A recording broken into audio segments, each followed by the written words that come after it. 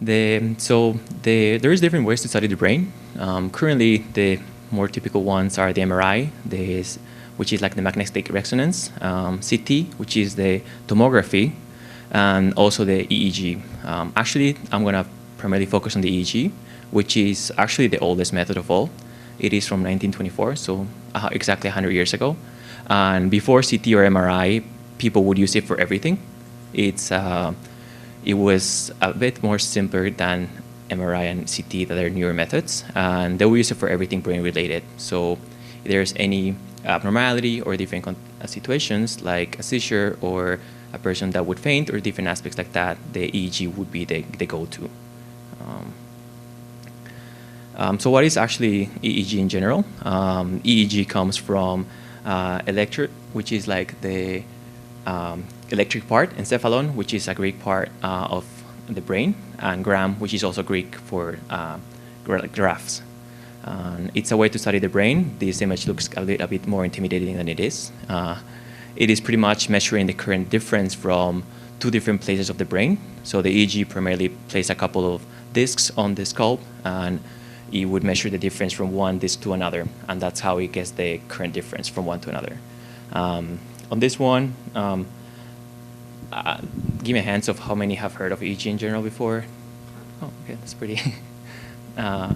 So in this case, like, I'm also going to relate it to electrocardiogram, which it's a bit more common. They do it way more often in like a health checkup. They do, like, I think it's called 12 LED, 12 sensor, 12 LED sensor.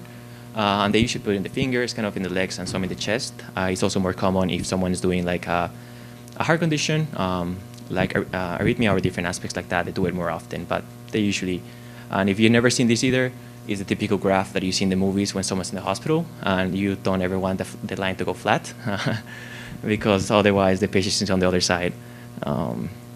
So going a bit more about the actual brain waves, there is not necessarily like a good or bad situation. It's kind of like the heart. You know, if you're running, the heart rate is going to be higher. If you're sleeping, it tends to go like the lowest. So there's not necessarily like a good or bad situation.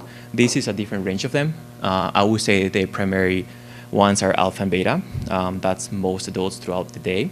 And like the delta starts to be most once you're unconscious, because it's like very low.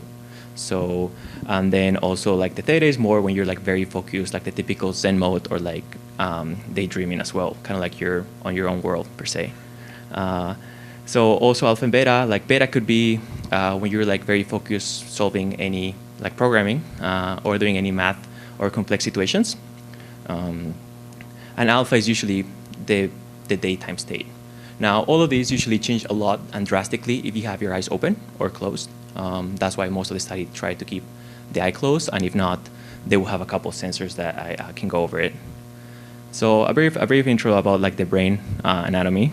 So we have the front lobe on the front part. Then towards the middle we have the parietal lobe, and on the sides we have the temporal lobe, and as well the occipital lobe, and then the spinal cord and cerebellum, which are there on their own.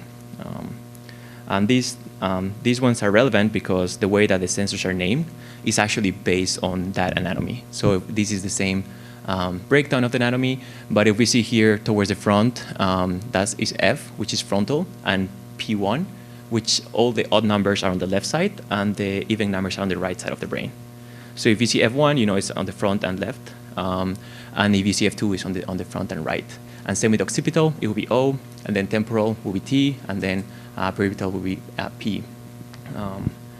So, and then the way that they place the electrodes is called a 10-20 system, since not all the skulls people are the same. To make it consistent about how they're actually measuring where they're placing the sensors, they try to do like a 10-20 system, which is a percentage of the distribution of the skull, as you can see on this one here. So it starts 10% from the eyes, and 10% from the union on the back, and same towards the side from the nose, as you can see on that side. And that's the origin of the 10-20 system.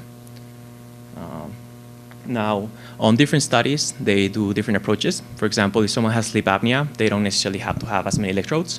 Sometimes they have less, but then they have other ones, such as like a sensor towards the eyes, because like all the REM sleep or different aspects that you want to track the eye movement, as well as if they're open or closed, and all the different aspects like that. So this is the more standard, I would say, for for like a typical 1020 EEG, which is kind of what I'm going to focus for the talk, because the EEG has like many different benefits outside of like what was mentioned initially about before it was used for everything. Now that we have CT and MRI, it's going to be more focused towards like detecting epilepsy. If a person is epileptic, a patient is epileptic, they usually do like somewhat regular checkup on EEGs. It also detects brain disorder, like if you have like as well as like monitoring sleep, so sleep apnea or aspects like that, and like brain function. So there are sometimes that where like if a patient would have like an accident, there are certain parts of the brain that would maybe be a bit more active than others post the accident. So this is one way to detect on the behavior, not just like the actual MRI and the physical condition of the brain.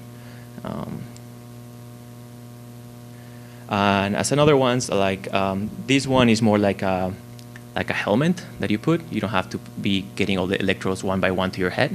And this is the other one I would say is a bit more common, where you get like a GUI, like a dough for each like metal disc, and they place in the head, and it tries to stick as much as possible so that it doesn't move, but as well as being conductant so that the pulse or the different electric currency from your skull gets detected to it. Both of these methods are non-intrusive. There are more accurate ones that would be once it's like an actually implant in the brain. So like these are all external. You can have it one day and the next day you just remove all the sensors and you're good to go. These ones are also on-site. There's a couple ones that people do when there's a bit more of a elaborate condition where they will go to go one, and you can kind of take like a small purse with all the cables that you see on that top right, on the top left, and you're doing like a 48-hour. They have both their own benefits.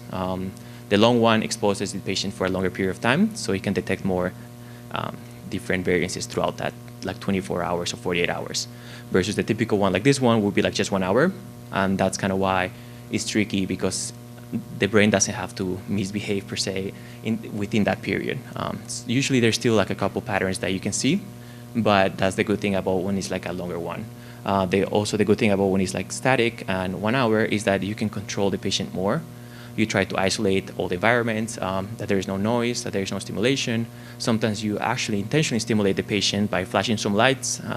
That's why I'm not sure if you've seen it, but in some videos when there's like a lot of flashlights or concerts, they give a warning that it could actually trigger epilepsy. It's exactly because like the flashing lights is one of like, it caused like a very drastic difference from the brain because of the eyes from the front to the back, which kind of cause like a very high irregularity throughout the brain, and that's usually what triggers it.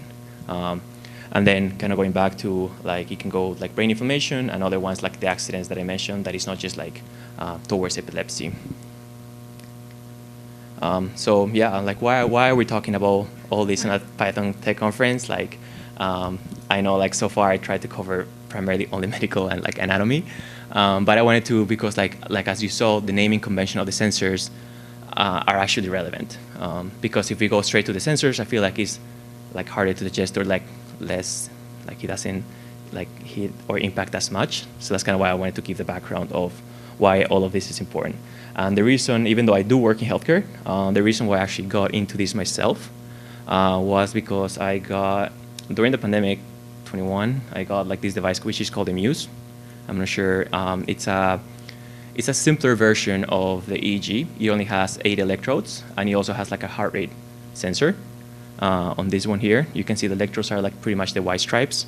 It has this good, it's meant to be a device for tracking your sleep as well as meditation. So it kind of gives feedback if you're actually focused or if you're distracted and kind of like thinking a lot. Like there's a lot of different ways to do it nowadays. You know, like for sleeping, you can use like an Oura Ring or like a Apple Watch or different smart devices. So of course this is less comfortable than a ring, but at the same time it's also tracking the brain, not just the movement or the heart rate. It's tracking both, which is kind of why it was interesting to me.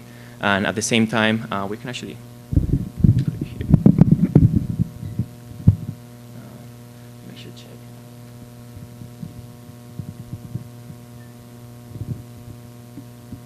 Yeah, so we have a question that it was like, is there a, within the benefits of EEG, is there research using EEG signals to predict likelihood of brain disorders in the future, or is it too far-fetched?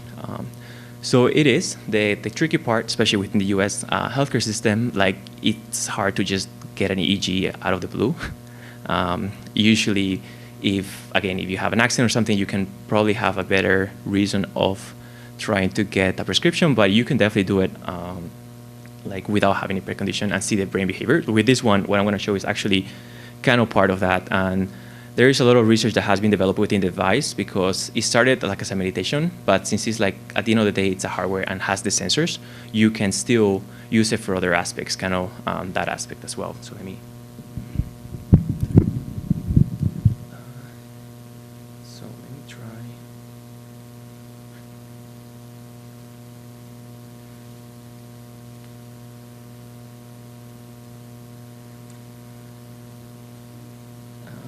Yeah, so on this one here, I am currently wearing the device, and this is not the official app. This is like a third party.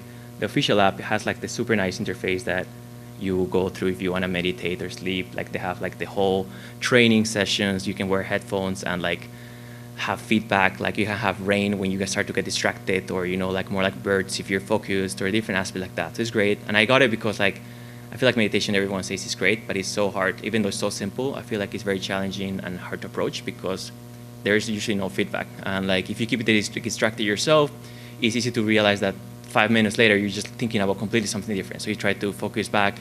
And then if you keep doing that, sometimes you just give up and it's like, you don't do it again, versus having something like this is kind of like the typical Duolingo streak or different aspects that are more incentivizing to keep going. But on this one, it's more on open source app. I'm gonna go back to that one. So it's this one, it's called Mind Monitor. It used to be open source, they closed it, I think a year ago, which is sad, because they did use it a bunch for research, especially for kids or at-home studies or places that they did not have the resources or as many machines. So on this one, as you can see, like the brains are, it's censoring the different types of brain waves, and you can see when I move some like side, it says like this sensor is a bit like loose, and usually if you close your eyes and not talk because this part moves a lot, the waves start to be a bit higher. We're a little bit zoomed out,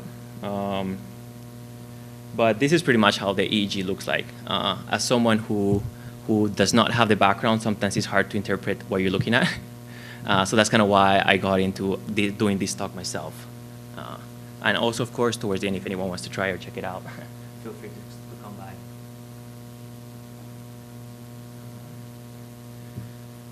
So, and then within the Muse website, they actually implemented a bunch for research. This is one of them where they have like the immersive art experiences, and people were wearing the device, and as you saw, it's like significantly smaller than the previous ones we saw. So you can have the feedback and interaction of the people that like if they're looking at something and get more amazed, or even people use the EEG for like targeting advertisement or the patient reaction to certain stimuli. And then this one is like the art exhibit, and they have like a bunch of research and partners that Muse work with.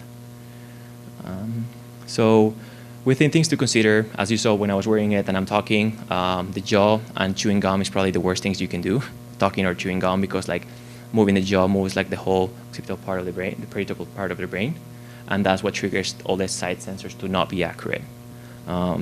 Then things like speaking and listening to different reasons. Like if you have a hospital where there is like ambulances coming back and forth all the time, it's more likely that the patient gets like abrupt, like distracted from the study.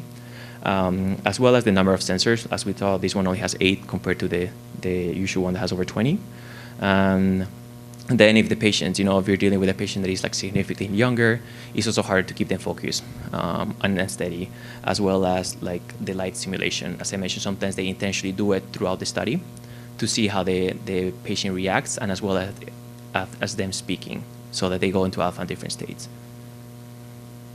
So this is kind of similar to the one we saw. This is kind of how it looks today. It barely changed from the back in the day. Like before, it used to be like some needles causing this graph. Now it's pretty much just digitalized. So the change from 1924 to today, it's not that different. Here at the bottom is actually the heart rate, which we want to have for most of them, so that we see like increasing heart rate is correlated to the brain waves. And in this case, we have some brain activity, which could be that is actually like seizure, it's kind of hard to, again, understand what you're looking at. You just see a higher frequency. Without context, it's not as easy to see what's going on.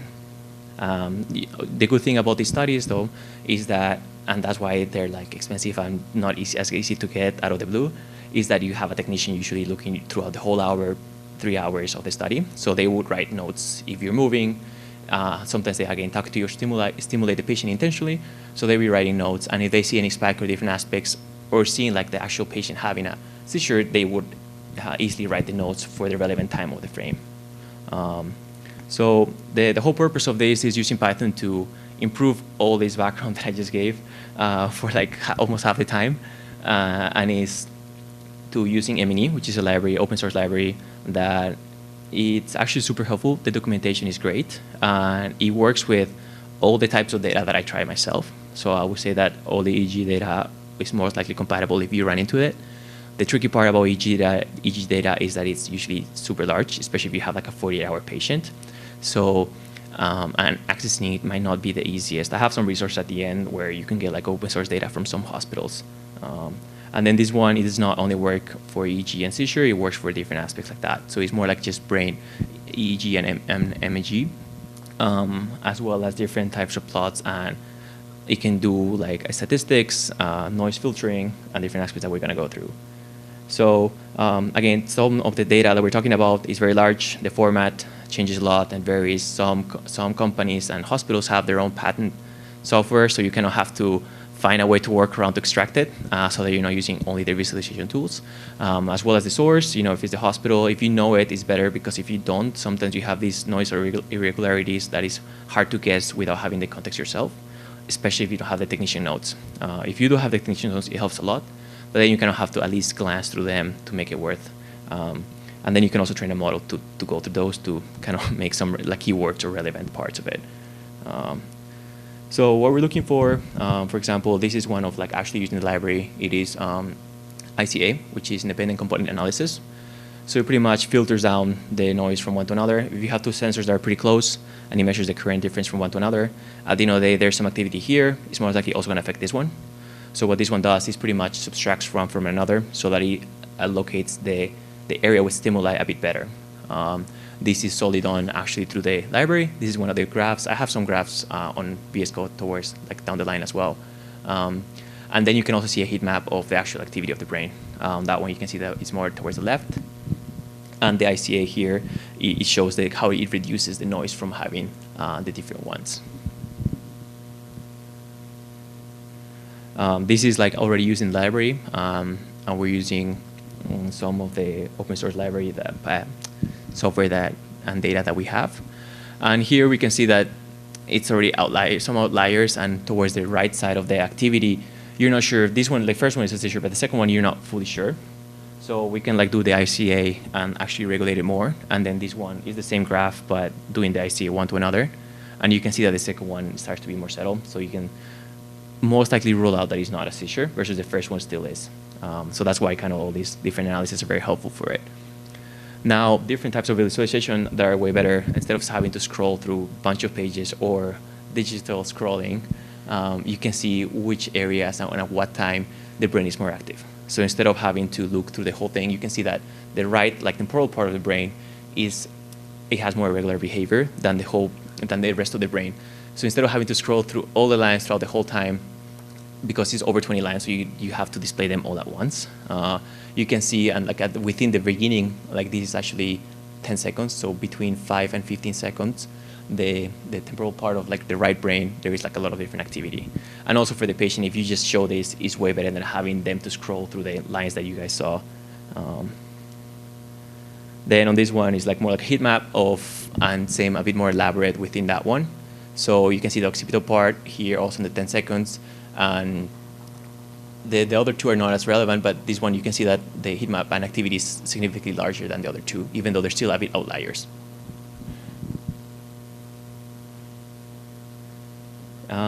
And then this one is more like a graph about the time. But so let me show you. Is there any other questions so far? So yeah, that one peak was over like a 0.1 second period. Is any particular brain activity associated with that event?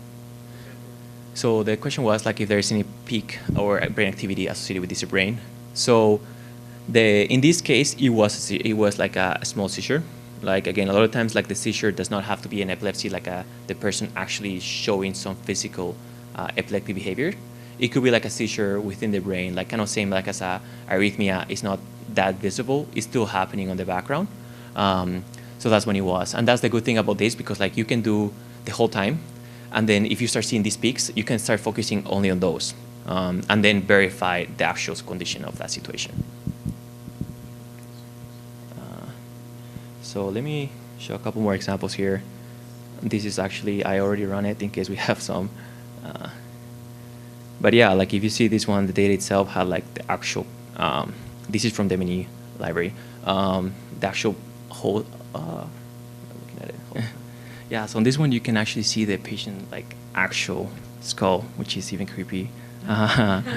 And you can see like he has a beard and where the sensors are placed. And then this is the graph that I was showing earlier. And then on this one, we have a heat map actually live on the brain within the time frame. Thank you.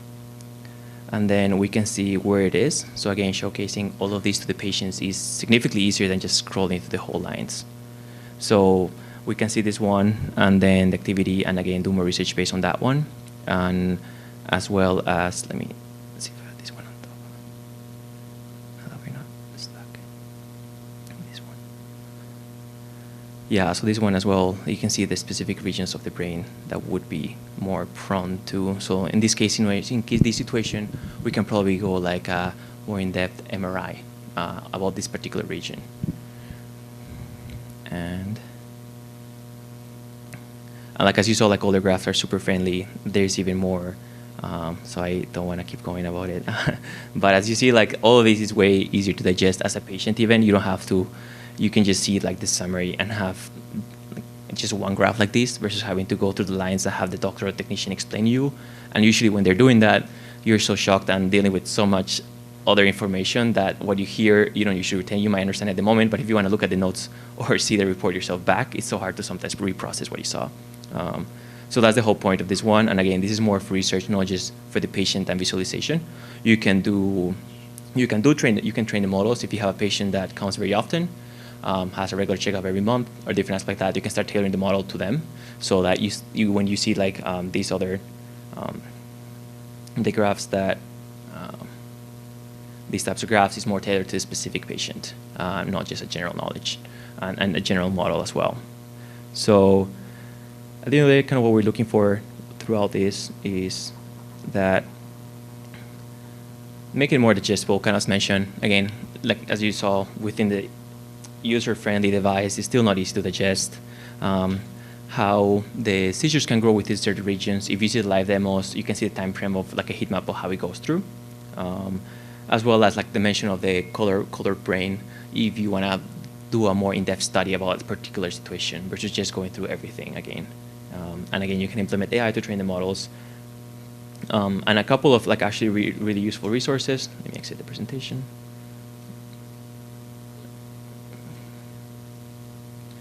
Would be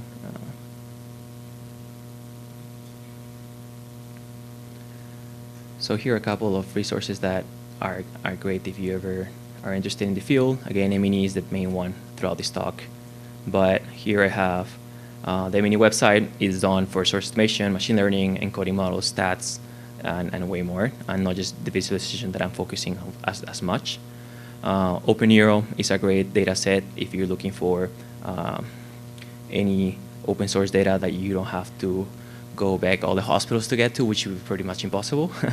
So if you see seizure, you can see these different types of data, MRI, IIG, and usually the origin of the data.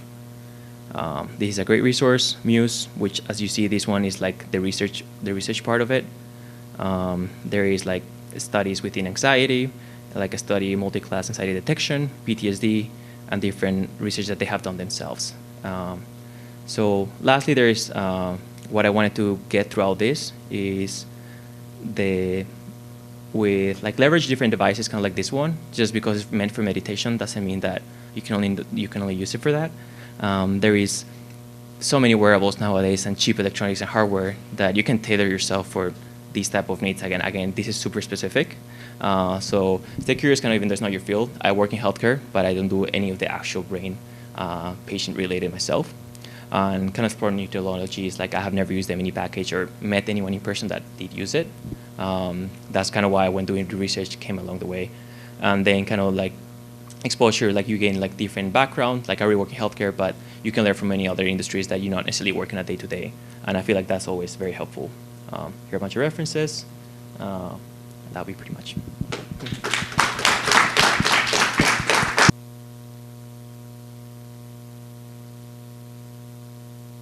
So one question that I can, it's like, can patients get like access to their own data?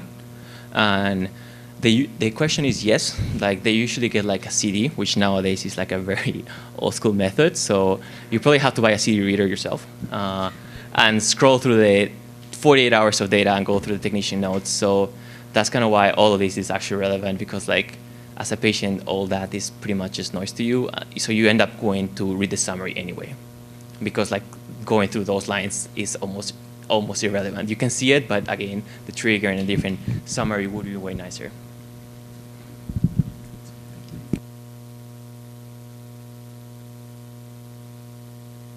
And you said the software went closed source. Has that impacted your ability to like extract data from it, or are there other? So the headband is not it's a third party that used to connect to it. So that one went closed source, but you can still access, like you can still extract it. So the graph that you saw, I can export into Dropbox or iCloud and work with the data myself. The thing is like, it's no longer open source on like, GitHub to download the software for free in the first place. So it's not drastically impacting, but now you start to be skeptical of either using the data themselves for anything else, like things like that, that is not as transparent as it used to be, but you can still use it.